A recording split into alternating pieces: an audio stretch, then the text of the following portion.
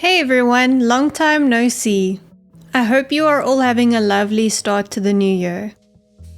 So in a previous video, I 3D modeled, printed out and tested a fish skull design with very questionable success. I did like how it turned out, but unfortunately I wasn't technically able to catch a fish with it. So despite that, I still wanted to make more fish skulls and try out some weird shapes and designs. So in this video, I will be showcasing the diver style fish skull, as well as other weird and experimental fish skull designs. So in case you were wondering, a fish skull is this plastic cap that you add to the front of a fly to make a fly that looks like a bait fish. And a diver fly is a fly with a head that is tapered at this angle, which helps give the fly a diving action when it's pulled in. So to start off the creative process, I went ahead and 3D modeled a couple of versions of the diver style fish skull. I made some versions with a collar and some without a collar.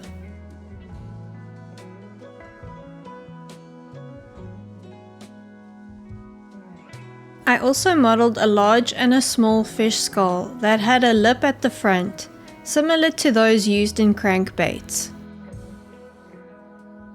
I was genuinely pretty curious to see how the lip would affect the way that the fly moves through the water while being pulled.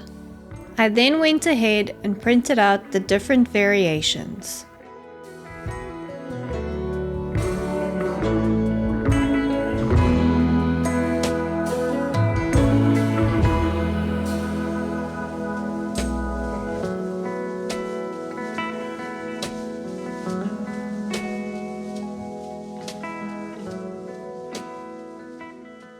So the first diver skull designs had a conical shape.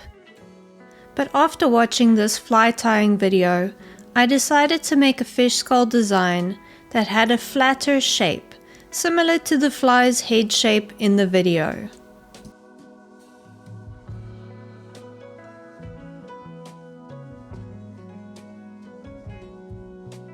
So after printing out the different variations, I tied the flies.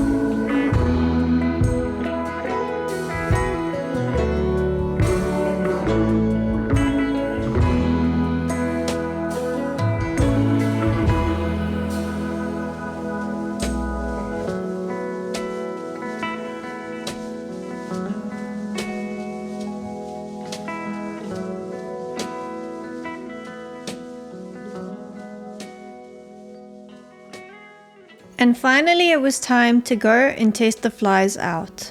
And as a side note, since it's winter, I didn't get my hopes up too high that I would catch a bass. Fly 1 has the biggest diver style fish skull. I thought that this fly's diving and swimming action was great.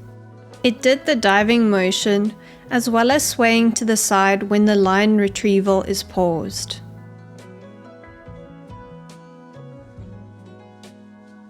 Casting this fly was a bit scary and challenging because the fly was pretty heavy. It also had a massive hook. As you can imagine, I tried my best to keep the fly as far away from my face as possible. Always wear sunglasses or some kind of eye protection when you go fly fishing, kids. Fly 2 was a conical shaped fish skull fly with no collar. It didn't have great diving action and kind of just twirled in circles as it was retrieved.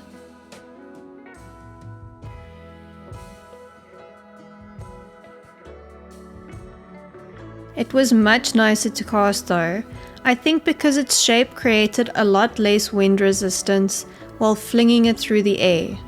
Also, it weighed a lot less.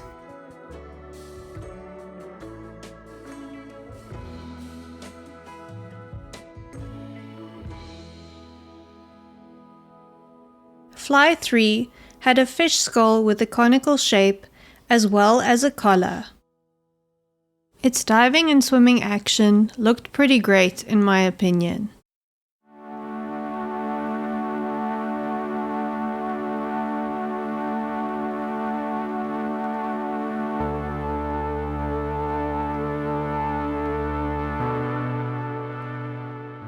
It was also quite nice to cast.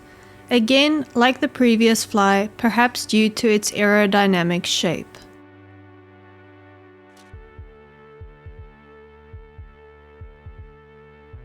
It got snagged on a metal stake as I was casting backwards, and part of the collar unfortunately chipped off.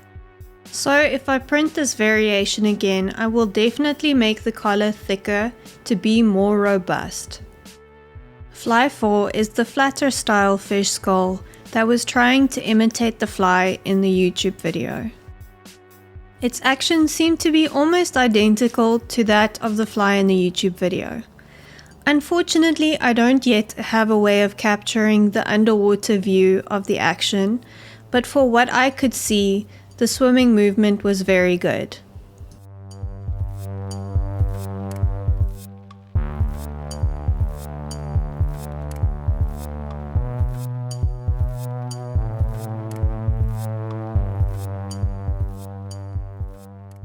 It also wasn't too cumbersome to cast.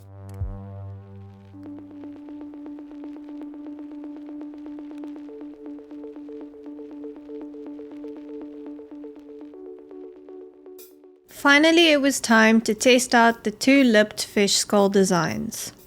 I started with a smaller one.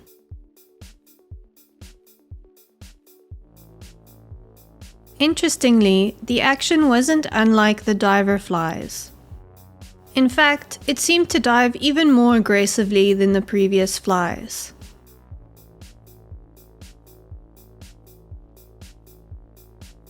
I really like this fly's action.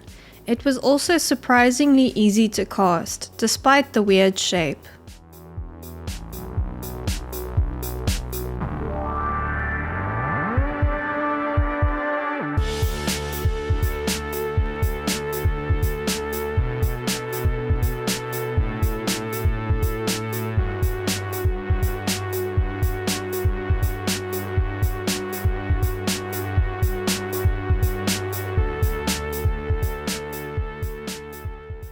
And last but not least, it was time to test the girthy lipped fish skull fly.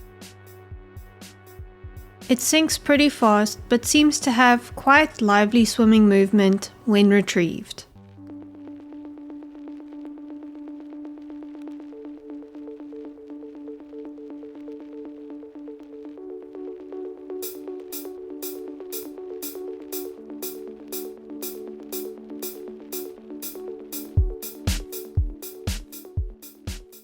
As you have probably guessed, it was not fun to cast. I used a massive 5-0 hook to tie this fly, making it even heavier. It was the scariest fly to try and cast, but I managed to sort of get the job done.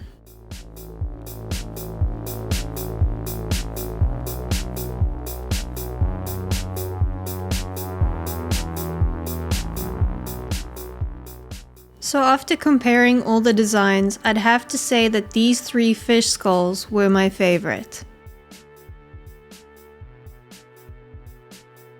So I was genuinely surprised at how well the lipped fish skull design functioned. I wonder if other fly tyers have done this before. It would be pretty cool if I was the first. I'd name it the Cranky Fly. Anyway guys, I hope that you found this video somewhat interesting and entertaining. I hope you guys have a lovely end to January. Thanks for watching. Please like and subscribe, and I'll catch you in the next one. Bye!